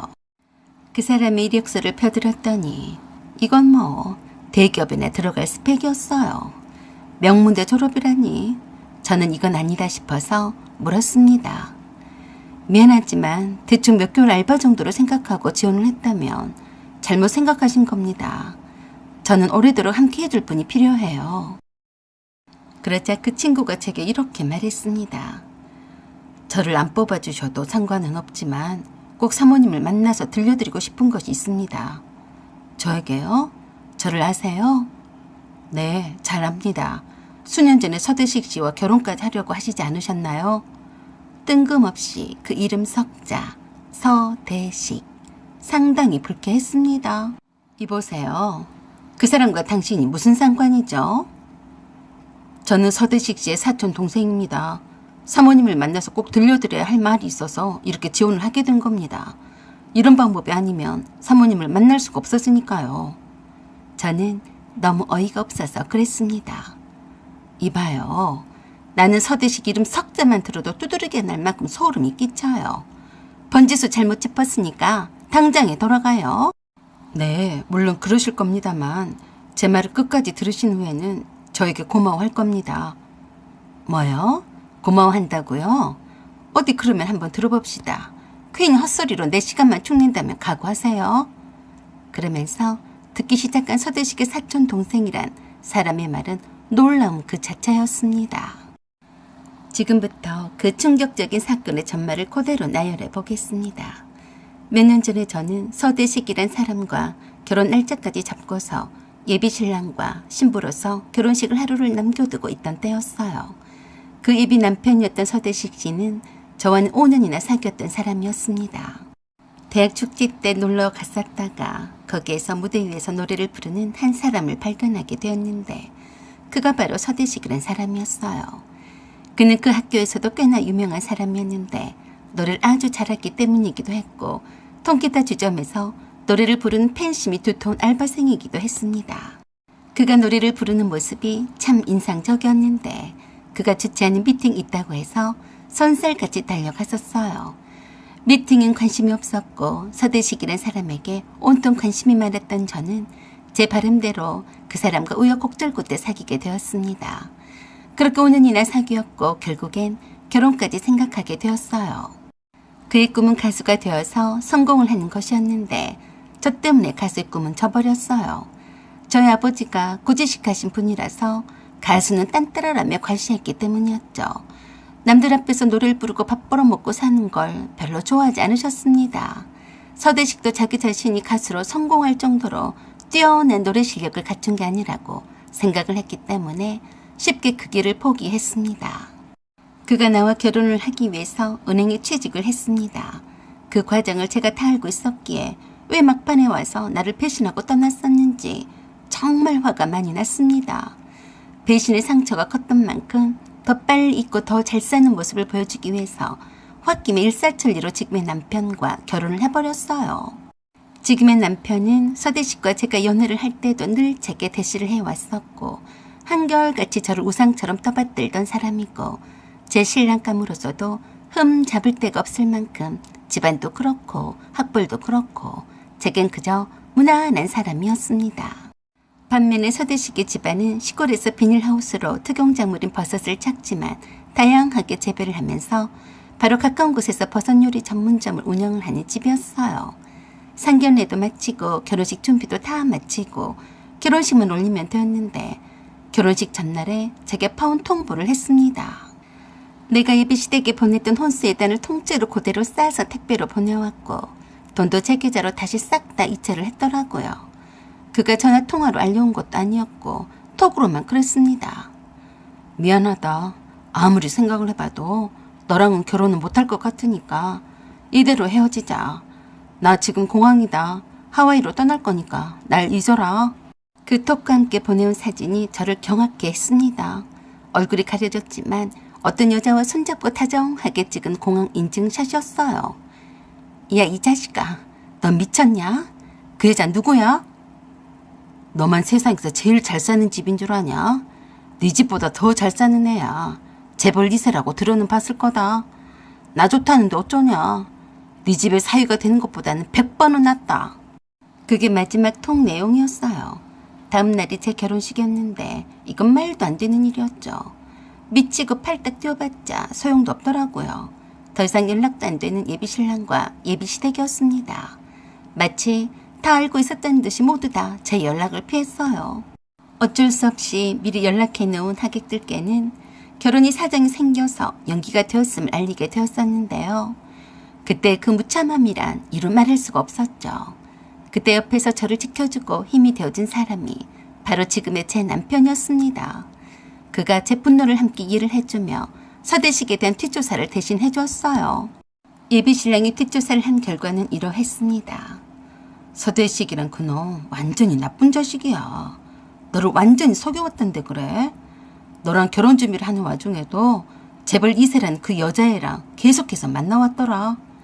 재벌 2세만 출입을 한다던 강남의 목카페에서 노래를 부르다가 만난 모양이던데 이런 자식은 차라리 헤어진 게 잘 된 거야. 그래서 미련 없이 잊어버리기로 했습니다. 화도 늘 가치가 없는 놈이라고 생각했어요. 생각을 해보니까 제가 좋아해서 제가 먼저 대시를 했었고 그는 내가 돈이 많아 보여서 결혼까지 생각을 했던 거고 그 와중에 더 돈이 많아 보이는 여자가 보이니까 갈아탄 것일 뿐이라고요. 제가 그걸 눈치를 못 챈 것은 제 잘못이니까 인생 수업을 잘 한 것이라고 쳤습니다. 그래서 미련 같은 것도 없었어요. 그런데 서대식 씨의 사촌동생이란 자가 저에게 뜻밖의 말을 전했습니다. 형이 사모님을 떠나게 된 것은 순전히 사모님의 남편 때문입니다. 어이가 없어서 헛웃음을 지으며 제가 그랬습니다. 그런 헛소리를 내가 믿을 것 같아요? 그러자 저에게 그러더라고요. 안 믿으셔도 상관은 없습니다. 내가 사모님 인생에 관여하고 싶은 생각은 전혀 없어요. 다만 형이 내게 부탁을 해서 일부러 사모님을 만나려고 온 거니까요. 뭐요? 서대식 씨가 부탁을 했다고요? 네, 사모님 인생이 나락으로 떨어지는 걸 두고 볼 수가 없다고 했어요. 이건 또 뭐야?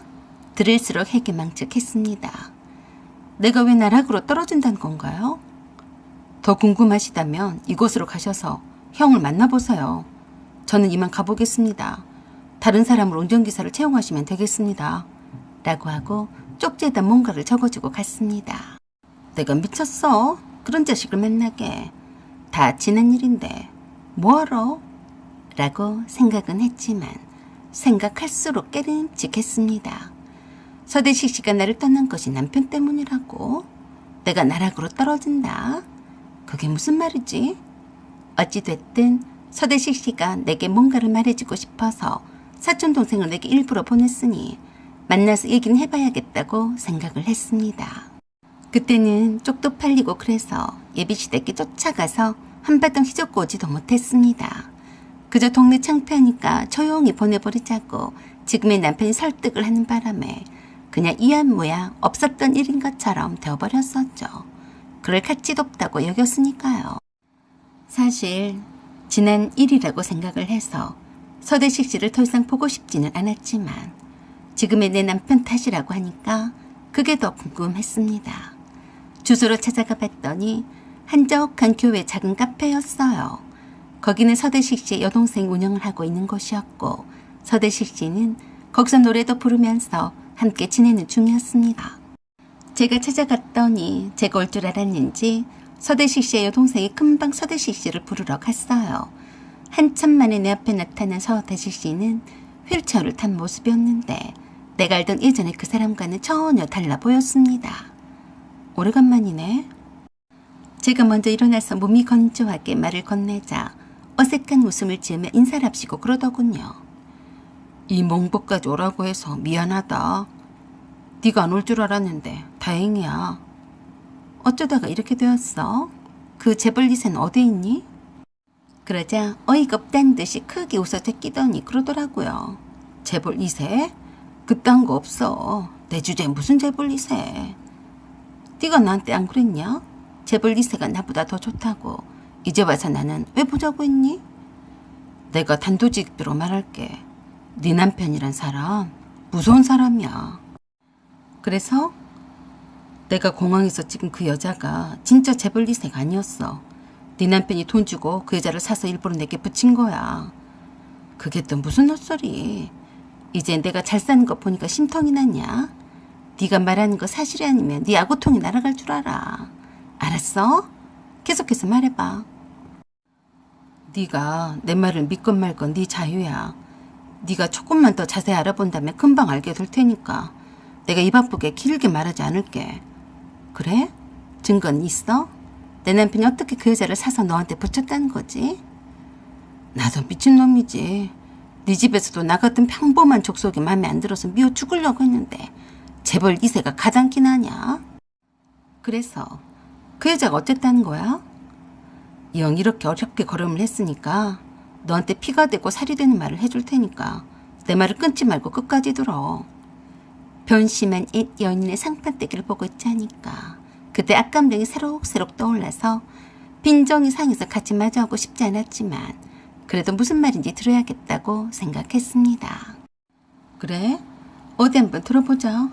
별 얘기가 아니면 너는 나한테 죽을 줄 알아. 알았어? 그래, 알았다.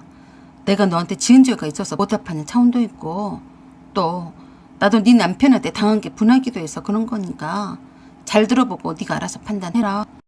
그렇게 해서 제 남편에 대한 놀라운 사실을 말해 주었습니다. 네 남편 한마디로 개 양아치 새끼야. 나도 깜빡 속았다니까. 네 집에서 하도 기를 팍팍 죽이니까 그 자식이 사탕 발리면 나도 쉽게 넘어가 버린 거야.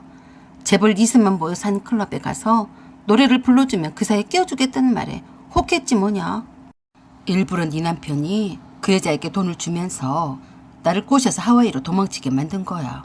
나는 그것도 모르고 권현한테 속아서 다 털리고 권현을 잡으러 쫓아가다가 다리까지 병신이 돼버렸지 뭐냐. 나중에 잡아서 물어보니까 네 남편한테 돈 받고 나한테 접근을 한 거더라. 어떤 수단과 방법을 써서라도 결혼을 막아달라고 했다더라. 내가 미쳤지. 그래서 그게 어쨌다는 거야? 네가 내 남편 때문에 재벌 2세라고 살충난 여자 꼬임에 빠져서 나를 차버리고 도망을 갔으니 내 남편이 나쁜 놈이다 이거냐? 다리는 자업자득이네. 못할 짓을 했으니까 죄 받을 거야. 네가 억울할 게 뭐가 있냐? 겨우 이것을 말하려고 나를 불러냈냐? 수작 부리지 마, 이 자식아. 아직 말 다 안 했다. 더 들어봐. 내가 너한테 했던 짓을 반성한 의미로 용기를 낸 거니까. 그래? 말해봐라. 내가 알아보니까 네 아버지가 창업한 그 회사가 네 시아버지가 상당히 기여를 많이 했더라. 아마도 네 남편이 네 아버지의 회사가 자기 것이라고 여기는 것 같아. 이건 그동안 내가 수집한 정보야. 내게 큰 봉투 하나를 건넸습니다. 이건 뭐냐? 너 이걸 보면 내게 고마워할 거다. 내가 그 자식한테 배운 게 있잖냐. 나도 똑같이 했지. 네 남편이 강남에 있는 술집에 드나드는 20대 어린 여대생의 스폰서인 건 몰랐지? 한 명도 아니고 한 3명인가? 그러더라. 내가 그 애들한테 돈 쓰느라고 있는 돈 다 탕진했다. 걔네들 통해서 알아낸 거야. 걔네들도 아무리 스폰을 받는 입장이더라도 자기 말고 다른 여자랑 양다리를 거친 거 보고서 열받아 하더라니까. 그래서 나한테 쉽게 정보를 캐내주더라고. 그 애들도 언제 어느 때 스폰이 끊어질지도 모르니까. 거기는 여러 개의 녹음기와 사진들이 들어있었어요. 그 중에 녹음기 하나를 들어서 바로 제 앞에서 들었습니다. 자기, 마누라랑 신혼인데 여기 와 있어도 되는 거야? 마누라는 무슨 마누라야? 내가 마음에도 없는 여자랑 왜 결혼을 했겠어? 왜 했는데? 이건 비밀인데 우리 아버지가 회사를 장인한테 빼앗겨서 다시 되찾아오려고 그래. 그럼 자기 장인 회사가 원래는 자기네 것이었어? 응, 우리 아버지가 원체 순둥이어서 자기 주장 강하게 하지를 못해. 그니까 죽도록 몸 바쳐서 일해놓고 남 좋은 일만 시켰지. 두고 봐. 내가 아버지 회사를 되찾아서 보기 좋게 내 마누라를 차버릴 거야. 그게 내가 하는 복수야. 너만 알고 있어. 알았지? 그래도 그렇지. 어떻게 그렇게 해. 너무 꿈만 꾸는 거 아니야? 자기 와이프한테는 남동생도 있다며. 무슨 수로 되찾아와? 처남이 몸이 약해서 오래 살지는 못할 거야. 다 방법이 있어. 마약쟁이로 만들어서 아예 매장을 시켜버리던가. 소름이 돋는 충격적인 발언이었어요. 분명히 남편 목소리는 맞는데 이것도 목소리를 똑같이 변조가 가능하다고 하니까 믿을 수가 없었어요. 이거 사실이냐? 만약에 네가 나를 어떻게 해보려고 장난을 친 거면 내가 사람을 사서라도 너는 그냥 안 놔둔다. 알았냐? 알았으니까 잘해봐. 그렇게 해서 저는 그때부터 남편 행적을 조사하기 시작했습니다. 어쩐지 내게 너무 완벽한 남편이었어요. 항상 내 의견과 내 비율을 잘 맞춰주고 우리 부모님 앞에서도 늘 깔끔하고 매너있게 굴었으니까요. 허튼 구석을 찾아보기가 힘들었는데 그게 다 목적이 있어서 그랬다면 충분히 그럴 수도 있겠다는 생각이 들었습니다. 확실한 물증을 찾을 때까지 남동생의 신변에 위험이 있을 수 있으니 각별히 신경을 썼습니다. 나름 알아본 결과는 참담하기 짝이 없었어요. 이 같은 사실을 부모님께도 알리고 남동생에게도 알렸습니다. 그것도 모르고 남편이 제게 전화를 해서 그러는 거예요. 자기야, 나 집에 왔는데 어디야? 데리러 갈게. 말만 해. 그래? 경찰서로 와. 거긴 왜 갔어? 교통사고 났어? 아니, 오면 알게 되니까 오기나 해. 알았어. 우리 자기 무슨 일이야? 얼른 갈게. 자기는 무슨 자기? 연기도 수준급이네. 저는 경찰서로 연락을 해서 그랬습니다. 남편이 마침 경찰서로 갈 것 같으니까 오면 바로 체포하세요. 나락으로 떨어지는 건 제가 아니라 제 남편이었어요. 결국에 시아버지도 스스로 이사직에서 물러났습니다. 이젠 시아버지도 아니지만 말입니다. 차고 넘치는 물증으로 남편이 저를 기망해서 사기 결혼을 한 이유로 인해서 이혼이 결정이 되었고 남편은 회사에서 쫓겨났습니다. 그래도 돈은 많아서 호화 변호사 군단을 이끌고 전력 질주를 하더니만 잘도 솜방망이 처벌만 받고 잘도 빠져나왔습니다. 저도 물론 그럴 거라고 예상을 했습니다. 서대식이한테 좋은 기회가 왔다고 살짝 입김만 불어넣어줬을 뿐인데 설마 했는데 하늘의 벌을 받았습니다. 그것도 천벌을 받았는지 새로 벤츠 신형으로 차를 바꾼 지 얼마 되지도 않았는데 알 수 없는 급발진 사고로 늦은 탕에 식물인간이 되었다고 했습니다. 그러게 평소에 잘하고 살지 그랬냐? 사연은 여기까지입니다. 감사합니다.